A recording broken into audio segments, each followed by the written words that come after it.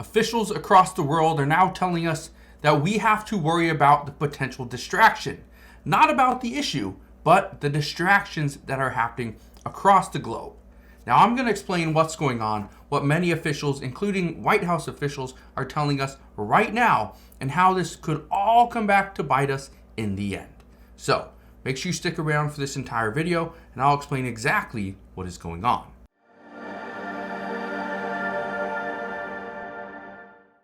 So there are now a few major issues that are happening here in the world. One, we got Russia trying to invade Ukraine. That's been going on for years.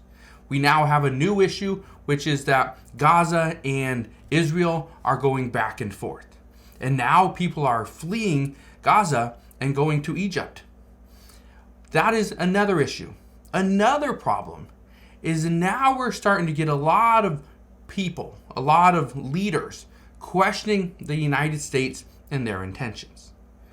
What we now know is that certain groups are declaring war. Just look at this.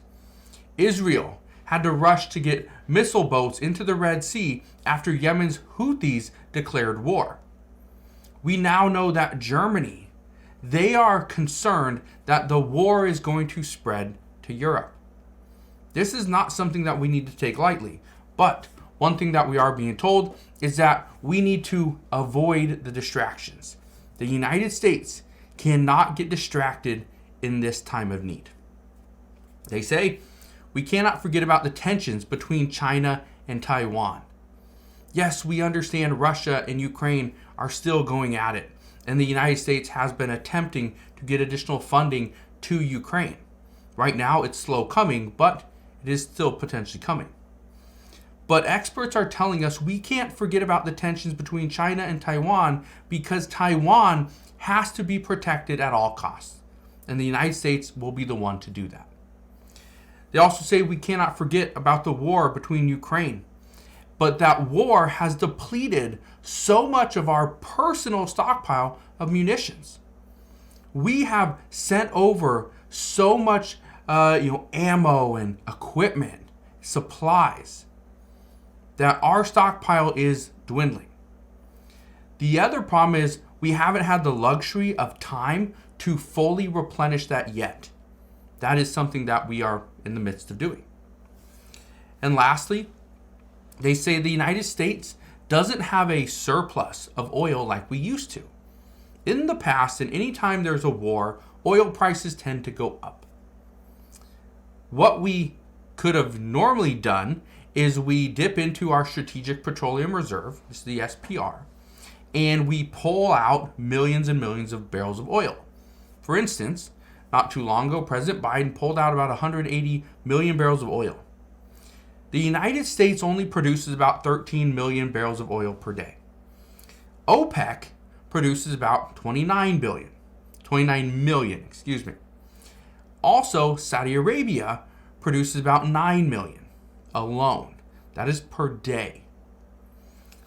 The United States, even though we are now at pre-pandemic levels of oil production, again, about 13 million barrels of oil per day, the problem is about 80% of that is produced on private land, and only 20%, which is what the United States government has control over, only 20% is produced on public land and on public water.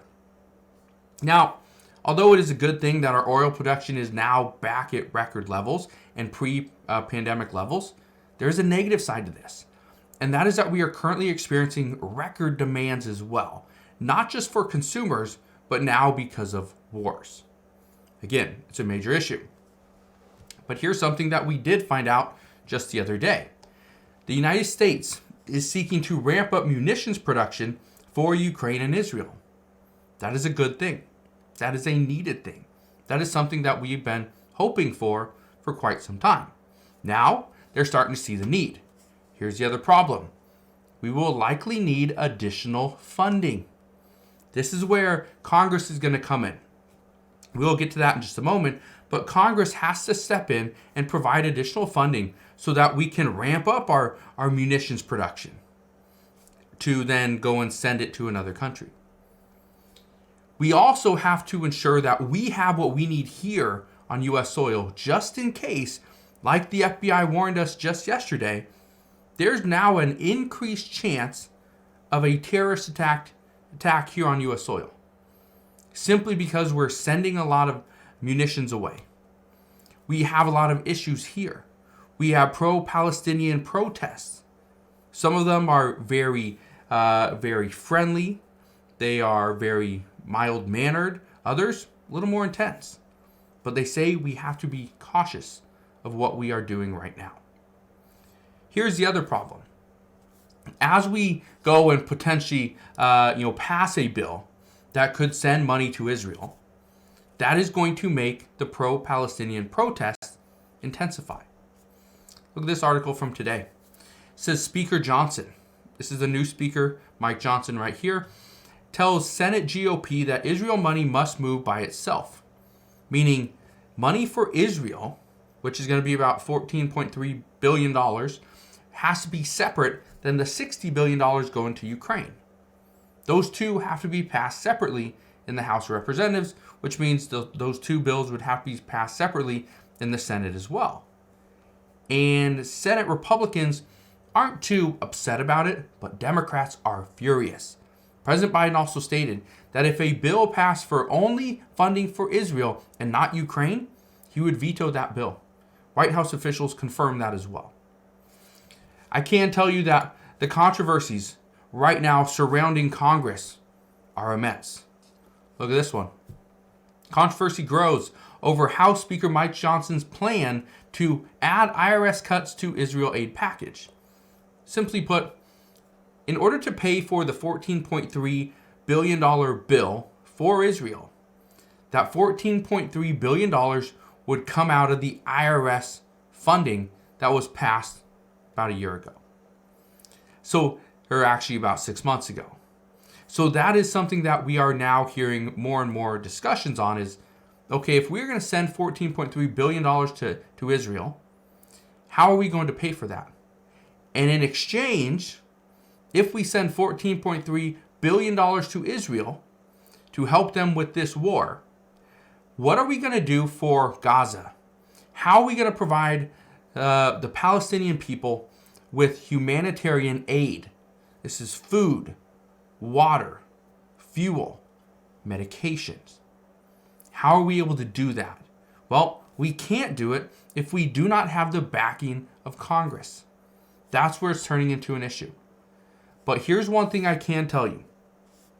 Right now, officials all across the world are saying we cannot get distracted. Everybody has their eyes on Israel and Gaza.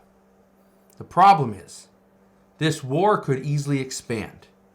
This war, which was very confined, if this starts to take a larger shape and really widen, it's going to bring in other countries. And as it does, experts say we're on the verge of a world war. Here's the one thing I can tell you. Don't get distracted. Don't get distracted by all the news reports. I'm going to come on here and I'm going to keep you updated on what's going on. This is turning into a major story, major issue. This is impacting millions and millions of people, not just in Israel, not just in Gaza, not just in the surrounding Middle East area, but in many countries. So I'm going to keep you updated on what's going on because this is going to have a massive impact on inflation, just on livelihood in general. It's going to have an impact on food supply. It's going to have an impact on medications that we get. It's going to have an impact on the relationship that the United States and China has. Again, this is going to impact hundreds of millions of people. You may not know or you may not see it yet, but it is coming. So, that's my advice to you. Don't get distracted. Stay up to date on all the latest news and information. You can do that right here. All you got to do, click that subscribe button. Also, click that notification bell so you never miss an update. And I will see you guys on the next one.